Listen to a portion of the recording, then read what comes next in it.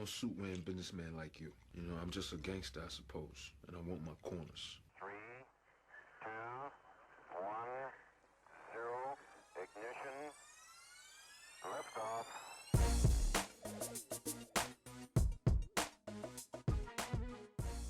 Welcome, welcome, welcome to the Five Corners Podcast. I am Jet Bonifay, and it's been an extremely tough 5 to 7 weeks. The coronavirus has laid grip to our society and has basically caused us to retreat into our homes for effectively the last, again, 4 to 6 weeks, depending on where you are, right? And to say that it's upended our lives is an extreme understatement. It so far has left so much devastation in its wake, and the quickness with which it happened and the alacrity of how everything came to be and how we got to where we are, I think adds to the surrealism of what we're feeling right now as a group. It's tough for me specifically. You know, anytime this type of thing happens, you worry about, you and your own. So my 3-year-old has pretty severe asthma, so much so that he has to do nebulizers almost every day in order to keep his asthma at bay. I have asthma as well. My mom is a frontline worker, healthcare worker in New York City. So is my sister, and my brother's an emergency room nurse in Philadelphia.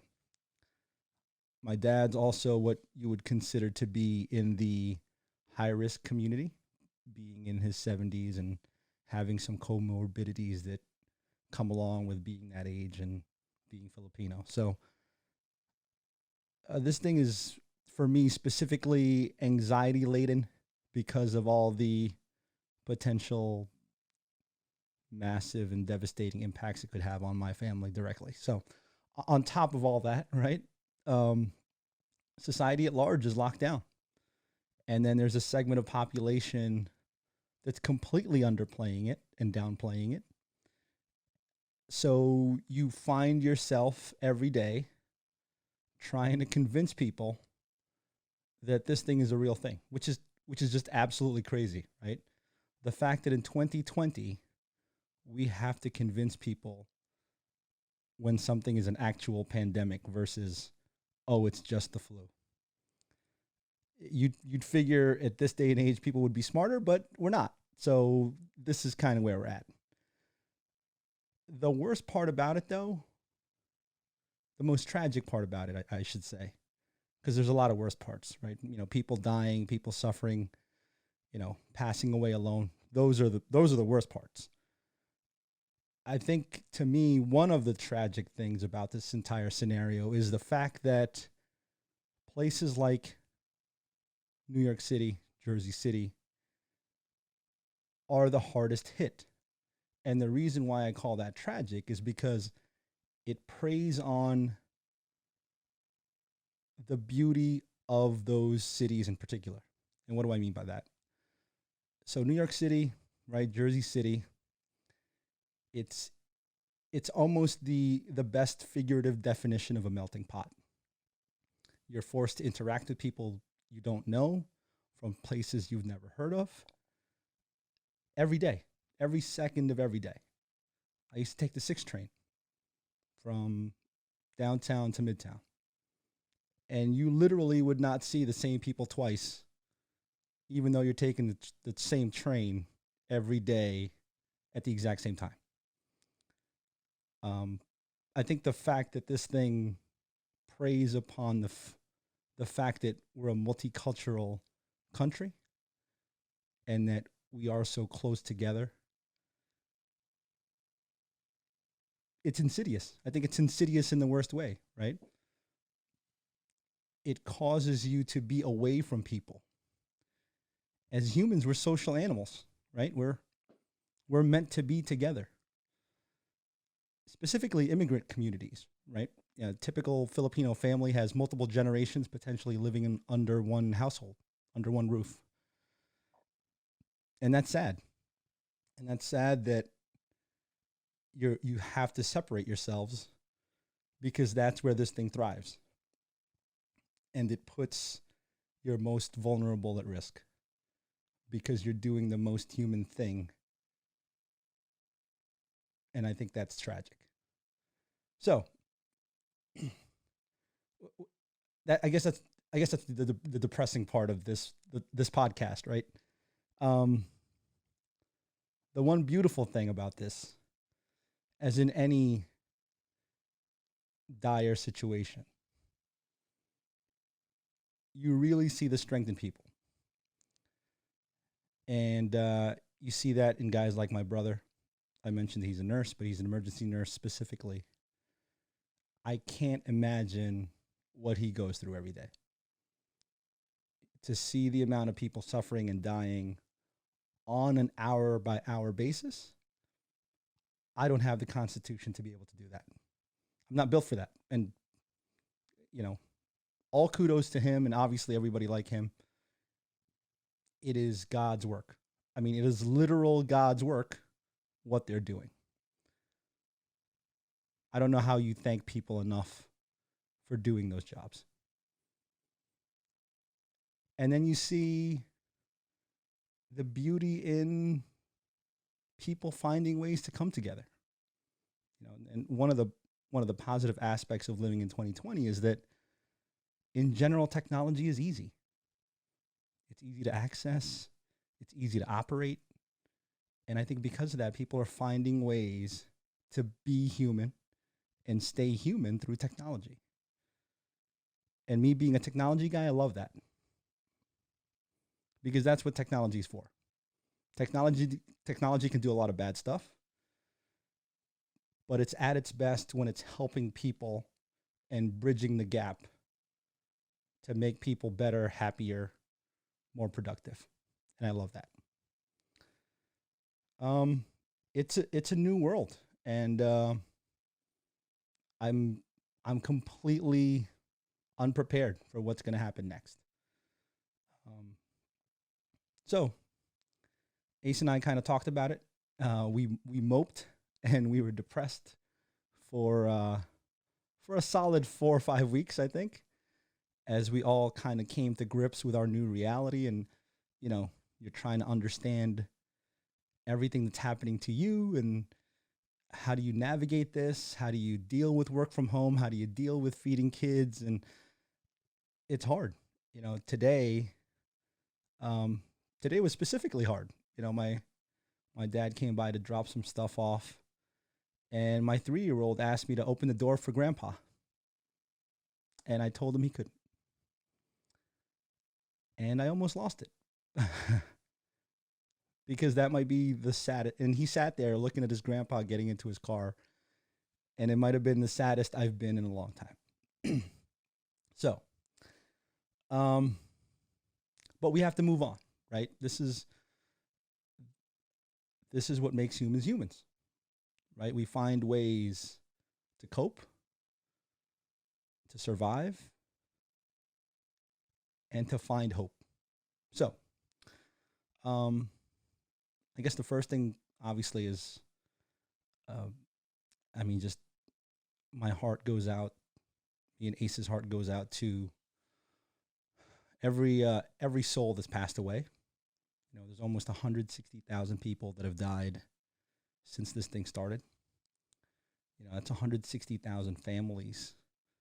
And again, like I mentioned, you know, the normal institution of saying goodbye to your loved ones, you can't do because of the way, you know, the insidiousness of this disease. You can't do that, right? So that's the first thing. And I think I mentioned, you know, frontline workers, healthcare workers. Those are, you know, we watch Avengers and superheroes, and it's the most profitable entertainment right now. But I'd watch guys going to battle in an emergency room. I'll tell you that right now. Those guys are real heroes. Not only that, the grocery store people, right? The delivery workers, the restaurants that are staying open for takeouts, city employees, state employees, government employees.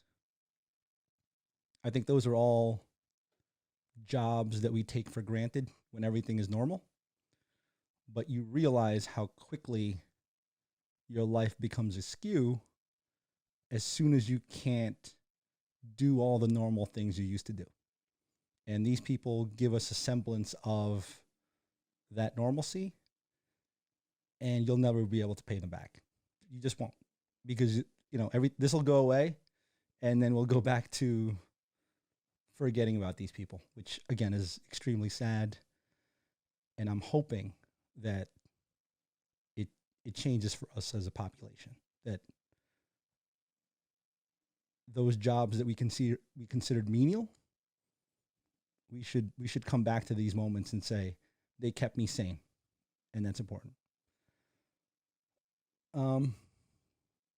So it's funny to talk on a podcast about this because you spend so much time thinking about it. It's good for me to be able to kind of express it in words.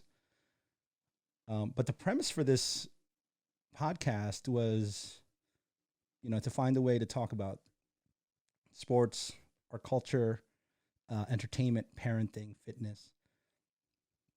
Now, it's almost more important, right? Because,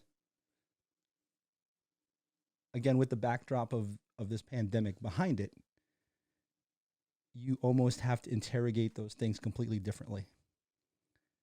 And, the last 4 to 6 weeks for me have been that level of reflection. And I think all of us have been through that. And I think this medium in particular is a good way to express those emotions, those thoughts, beyond just ruminating in your brain, which I don't think is healthy for too long. It's good, but you can't do that for 24 hours. It's actually pretty unhealthy, and you get caught in dark spaces. So, so since there's no sports, what I think we'll be doing is just to lighten up the mood. It seems I've been a little dour for the last 5 minutes, I guess. Since there's no sports, effectively the NBA is probably canceled because today was supposed to be the beginning of the playoffs, right? So that's not happening. It's gone out the window. I think we'll be looking at old footage. The Bulls documentary is gonna air tomorrow. Smart on ESPN's part. They'll have a captive audience, so to speak. So, but then we'll also probably deal in the hypotheticals of what the playoffs would have looked like, the MVP race. I think those are all valid topics of discussion. But to me, the more interesting topic is going to be what happens after this. And what I mean by that is, okay, so we've flattened the curve, which is kind of what we're seeing now in New York City, which is one of the hardest hit cities, and New Jersey, the second hardest hit city in the United States. But what do you do? Are you going to have 70,000 people cram into a football stadium in September? They're saying a vaccine's not going to be ready for another 12 to 18 months. So you assume football season, soccer season, all of that stuff that comes further down the line. How do you do that? I mean, you're talking about a petri dish of this disease, and the only way we quelled it was by staying away from each other. And now we're going to pack each other up in stadiums? I don't know. And I think that's interesting. It's a bad epidemiological problem, to be sure. And as a math guy, I'm super interested in how the government thinks that they're going to be able to do that, because I don't think they'll be able to. I think you'll have to play in empty stadiums until they find a vaccine. So those are good topics of conversation. It's almost the same with entertainment, right? Again, like I mentioned, technology is great because even though everything is shut down, it's not like we're in 1918, US and there's nothing to do, you can literally fire up your computers, turn on your TV, and just pretend nothing is going on and literally watch the entire catalog of the Earth's available entertainment up until this point. There's video games. Video games have always existed for at least me. You know, you can get lost in those worlds. Animal Crossing just came out. You know, most of my family's burying themselves in building up their island. I know Ace is. Final Fantasy, I've gotten really into the remake. So we can talk about that. But the same thing to me is intriguing. The same point about what do you do when it's time to let everybody out of their house? And it's not going to happen for the tri-state area anytime soon. We're probably going to be stuck like this through June or July is my own estimation. But the rest of the country supposedly is going to be able to open. How do you do that? How do you have large congregations of people? They were talking about banning church gatherings, right? Let's say maximum church gatherings are 250, 300 people. Basketball arenas regularly fill with over 20,000 people. College football stadiums, over 100,000 people. What do you do in those scenarios? And it's such a part of the fabric of American life, going to movies, going to theater, going to baseball games, right? What do you do? How do you navigate that? So to me, it's sad. It's sad, first of all, because I won't be able to take my kids to any games. I don't even know if I can let them play sports, to be honest with you. But it's interesting how as a nation, hell, as a planet, how do we do that? So that's interesting. And I think those are good topics for discussion.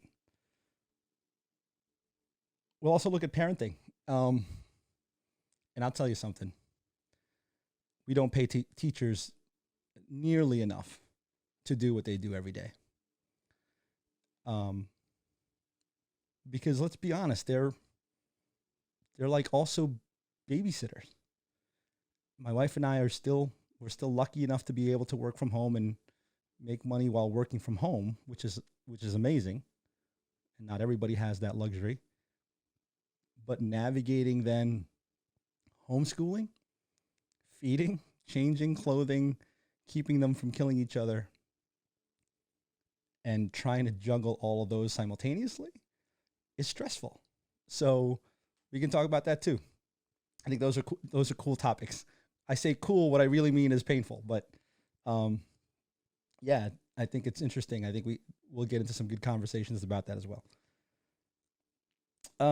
And then finally, we'll talk about fitness, right? So I've done none. I mean, I've been so depressed and anxious that the only thing I can do is get on a treadmill. And I'm lucky I'm even able to get on a treadmill. And the only reason why I do that is to get myself tired enough so I can go to bed. Because otherwise, I just won't sleep. So I have not worked out. And, you couple that with the fact that you can't just go to your Whole Foods because now it's, extremely, from a safety perspective, you're really putting yourself in danger potentially. So you minimize the number of trips to the grocery store, or you try to get delivery, which, my wife has done an amazing job of trying to time exactly when to get those deliveries, but it doesn't always happen that way. And you certainly can't get like the salad that you want or the fruit that you want, right? So you're either eating pastas or you're getting takeout. So it's certainly not conducive. You're going to have like the freshman 15. This is going to be the Corona 25 is what I think is going to happen. So yeah, I'm going to try to get back on because I realize being healthy is one of the first barriers, one of the first levels of protection that you can place for yourself, to keep this thing at bay. So I'm going to try to do that. We'll talk about that. How do you do that when there's no space, when you can't go to a gym? I think those are all good topics of conversation as well. So please join us. We're going to get this started again. Like I said, it's been a tough few weeks, and really getting in front of the camera was the last thing that was on either one of our minds, but I think now we're realizing that it'll help us. It'll help you. I hope it'll help you. But yeah, please join us. Stay healthy, be well, keep taking care of each other, and we'll see you next time. Thanks.